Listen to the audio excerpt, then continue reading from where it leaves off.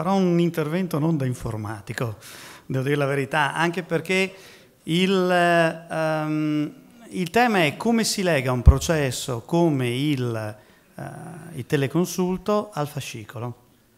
Ho sentito parlare del termine fascicolo in più oratori, no? I dati finiscono dentro il fascicolo. Ma cos'è e come il teleconsulto può entrare? Beh, come primo punto, qual è questo? No. Qual è l'eredità? L'eredità è la rete. È stato detto prima, forse quando è stato detto al professor Scienza, monta sulla rete del trapianti. Ecco, oggi abbiamo una rete di telemedicina, una rete che collega tutti gli ospedali, tutta la regione. Questo fa sì che, ad esempio, Belluno sta cominciando a fare telemedicina sulle consulenze di cardiologia vascolare con Padova, utilizzando lo stesso modello. Quindi abbiamo realizzato un'infrastruttura che in qualche modo è polifunzionale e questo è molto importante. Poi abbiamo sentito il concetto di governo. Anche qui c'è un sistema di governo che è stato attivato che insiste su questa rete, silente raccoglie i dati che possono essere aggregati in indicatori molto importanti che sono quelli delle performance del sistema. Qui c'è un esempio dei dati che riusciamo in questo momento a estrarre ed è importante che tutto sommato questi dati sono serviti anche a fare una cosa. Il modello organizzativo che sta sotto il teleconsulto neurochirurgico è standard. Cosa vuol dire standard? È uno standard riconosciuto a livello internazionale. Siamo partiti utilizzando standard, abbiamo trovato che mancava qualcosa, bene, non l'abbiamo scritta da soli, abbiamo cooperato con altri.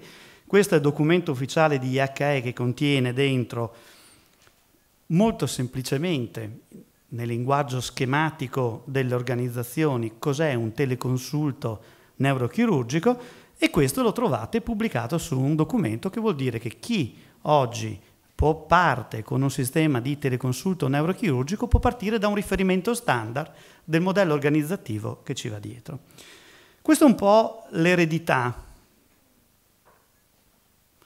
ma c'è qualcosa che ci ha anche permesso in più questo progetto, ovvero sia di avere un forte scambio internazionale con altri che stavano lavorando su temi molto comuni a noi, e questa è un'altra importante eredità del progetto El Fottimo. Abbiamo visto oggi invitati gli amici degli UPMC, anche loro è nato da uno scambio proprio con doppia visita per capire come funziona il loro sistema e come siamo organizzati noi, ma a livello europeo, in questo momento in cui le politiche sanitarie sono lasciate alle regioni, in cui la stessa Commissione europea finanzia progetti che non sono più dedicati agli Stati membri ma alle regioni, ci si trova in situazioni molto analoghe.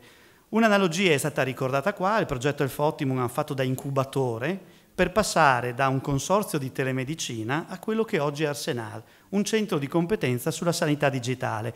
Ma è stato qualcosa che era figlio di una situazione locale o era qualcosa di più? No, la cosa in maniera completamente autonoma dal Veneto, ma anche in altre regioni dell'Europa, stava accadendo. E accadeva in quelle regioni che, esattamente come il Veneto, non avevano avuto un progetto precedente di sistema informativo su larga scala. Posso pensare al progetto SIS Lombardia, che in qualche modo aveva gemmato organizzazioni tipo Lombardia Informatica e anche altri progetti in Europa, ma progetti che, non avendo avuto quei sistemi lì, partivano da un altro punto di vista, da un altro punto di partenza, che era quello della telemedicina. La Scozia è uguale, da avere un Scottish Center for Telemedicine, 2 anni fa ha cambiato ed è passata a fare un centro per il telehealth e il telecare, che è molto simile alla storia del Veneto, ma la stessa cosa è successa anche in Catalogna, dove è nato TIC Salut, che è un centro di competenza che fa, come vedete, in mezzo vedete la carpetta personale è il fascicolo, che dalla telemedicina sta arrivando al fascicolo. Ma lo stesso è successo anche in Norvegia, il centro di Tromsø era il centro nazionale della telemedicina, 2 anni fa anche il centro di Tromsø ha cambiato la sua denominazione ed è passato al centro per Integrated Care and Telemedicine. Questa quindi è un trend che si dimostra molto comune nelle regioni che hanno una storia comune e anche una dimensione. Ho citato regioni che più o meno dimensionalmente come numero di abitanti sono molto vicine e che ha anche oltreoceano, questo è il network di telemedicina dell'Ontario, qualcosa di analogo, cioè la nascita di centri di competenza che partendo dai servizi di telemedicina, e sottolineo il termine servizio di telemedicina e non dalle applicazioni di telemedicina, modellano la nuova visione verso il fascicolo sanitario. C'è un'altra cosa che il progetto Health Optimum ci lascia come eredità, quella che, se si va a vedere i progetti, ricordo delle parole dell'ingegner Gubian giù in Ministero a Roma a un convegno pochi mesi fa, 6 mesi fa, dove diceva che in Veneto c'erano troppi progetti. Non c'erano troppi in senso stretto numericamente, e molto spesso che questi progetti non entrano in prassi. Health Optimum è uno di questi. Ma perché non entrano in prassi questi progetti? Beh, perché molto spesso quando viene definito il progetto non è pensato per avere un deployment, è pensato come un progetto di ricerca. Io farò la mia sperimentazione, tratterò i miei 50 casi, ma quando lo disegno non penso che quel progetto ne possa trattare 5.000 in 20 centri diversi, e questo molto spesso non si riesce a correggere successivamente. Molti progetti muoiono per questo. Pensate che negli stessi progetti a Commissione europea molto spesso non è richiesto come obbligatoria una visione di deployment. Health Optimum è entrato proprio in un progetto di deployment e si è visto, un anno che è stato abbandonato agli operatori, il progetto continua ad andare avanti esattamente come è stato lasciato dal coordinamento progettuale. Qual è la soluzione per evitare questo? Beh, parlando anche con gli altri centri di competenza, l'eredità è proprio questa, aver creato una rete di centri di competenza, bisogna invertire la prospettiva, vedere l'e-health come servizio e non come mera innovazione. Per questo ho detto non farò un intervento da tecnologo, perché molto spesso è facile cadere nell'ultimissima versione del software più furbo che fa alcune cose. Invece bisogna pensare a servizio. E soprattutto, dall'altro punto, molto spesso la ricerca produce delle soluzioni che purtroppo non sono applicabili, non sono deployabili, diffondibili. Non è compito molto spesso della ricerca far questo, la ricerca fa quello che deve fare la ricerca. Però bisogna che qualcuno, qualche centro di competenza, faccia una specie di business model che permetta di andare avanti. Che cosa vuol dire business model? Sono parole che molto spesso le usiamo e ci spaventiamo. Come individuare un modello di business per l'e-health?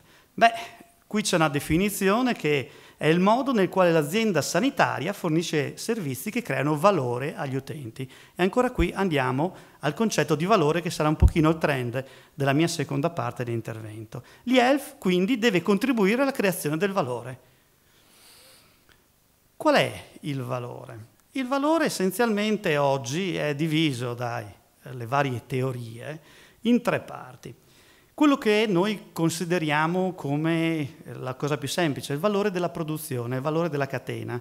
Entra dentro una materia prima, viene lavorata, esce che un prodotto, è stato aumentato il valore in questo sistema di produzione. Diciamo che nel caso della sanità è classico il value chain nelle forniture di servizi di tipo ospedaliero, un intervento chirurgico, il posizionamento di uno stent. C'è quello che è chiamato il valore della conoscenza, il value store, che invece è quello che si genera all'interno della struttura per indirizzare i processi produttivi. È quello che è classico della diagnosi. Faccio una TAC cardiologica per definire se devo impiantare o meno uno stent. Quello che si sta creando oggi come valore aggiunto è il valore della rete, quello quindi che viene creato non dalla singolo attori, ma da tutti gli attori che compartecipano a un singolo processo. Ad esempio il classico follow-up. Mi hai diagnosticato che devo mettermi uno stent, mi hai posizionato lo stent, ho il processo riabilitativo quando esco dall'ospedale. Questi sono i valori della catena del valore. Facciamo un esempio, pigliamo proprio il teleconsulto neurochirurgico, il telemonitoraggio, il fascicolo sanitario elettronico e vediamo come questo modello possa in qualche modo fittarsi con l'esempio reale. Com'è che creano valori questi 3 progetti? Beh, molto semplice. Il teleconsulto è un value store, ci ha permesso di incrementare la conoscenza e la gestione delle risorse dei professionisti che avevamo distribuito sul territorio, di avere dei centri hub e dei centri spoke. Questo è stato molto importante, il teleconsulto fa questo. Per quanto riguarda invece il valore del network, pensiamo a quello che è il telecare. Il telecare, se voi pensate che in questo momento in Veneto 5 milioni circa di abitanti, 1 milione degli abitanti è sopra i 65 anni e che di questi circa 24.000 soggetti sono in telesoccorso, quindi sono sotto un sistema di telecare, vediamo come questa fetta della popolazione, di questa il 73% ha una o più patologie di tipo cronico, vediamo come questa fetta di popolazione, che è quella che assorbe quasi l'80% del costo del nostro sistema sanitario, che come vedete ha un trend di crescita, questo è il costo pro capite del Veneto, ha un trend di crescita, quindi la popolazione sta aumentando la spesa per ognuno di questi soggetti, stiamo andando verso a un punto di crisi. Beh, com'è che possiamo dare una risposta a questo? Beh, il telemonitoraggio sicuramente è il classico esempio, cioè portare, abbiamo sentito prima, nei pazienti scompensati piuttosto che nei pazienti con BPCO, la possibilità di monitorare questi pazienti a casa, cioè dare dei servizi a casa sulla rete. Questo è il terzo valore. Però da questo modello messo in piedi così risulta chiaro che c'è un gap fra i due. E infatti quando si parla di telemedicina si pensa al teleconsulto, quando si parla di telemonitoraggio o home care si pensa a un'altra cosa. Ecco, effettivamente c'è qualcosa che unisce tutti questi due valori ed è quella che si chiama sanità digitale, ed è il motivo per cui i centri di competenza stanno trasformandosi da centri di telemedicina in centri di competenza sulla sanità digitale, perché è proprio l'e-health, cioè la sanità digitale, che lega questi due valori recuperando il valore di catena che era dentro le strutture, diciamo, di cura tipo ospedaliera. E tutto questo com'è che si lega insieme? Questo è il fascicolo sanitario elettronico regionale. Avete visto che ho messo la R lassù, perché molto spesso ho sentito quello che si chiama fascicolo in accezione, quello del proprio ospedale. No, la mobilità dei pazienti, la distribuzione diversa dei centri hub e spoke fa sì che bisogna pensare a un fascicolo sanitario regionale, che non è un applicativo, è una condivisione di cosa? È una condivisione che ho proprio riportato pari pari dal piano sociosanitario regionale, il nuovo piano che verrà approvata, la definizione dei fascicolo sanitario, trovate molte cose che non pensavate magari fossero dentro il fascicolo, ad esempio prevenzione e screening. Cioè quando si pensa al fascicolo si pensa al soggetto e mettergli i referti dentro, no, col fascicolo sanitario si vuole fare anche quella parte lì, si vuole mettere dentro la componente sociale, quindi quello che è il telecare. Tutto deve essere funzionale, quindi vedete la fruibilità, quale strumento a supporto della diagnosi e della cura, e lì trovate parole tipo sviluppo di telemedicina e telesoccorso. Questo è il fascicolo, quindi il fascicolo sanitario regionale è un concetto molto più ampio, non solo nel piano si dice che è da intendersi in diversi ambiti, ospedaliero, territoriale, sociale, prevenzione come termini. Questo vuol dire proprio, come vedete, i valori di cui abbiamo parlato prima del business model, che in qualche modo vengono correlati uno con l'altro da questa visione. Lo strumento poi deve essere unico, quindi vuol dire che questa condivisione di dati e servizi è molto importante che sia fruibile da tutti.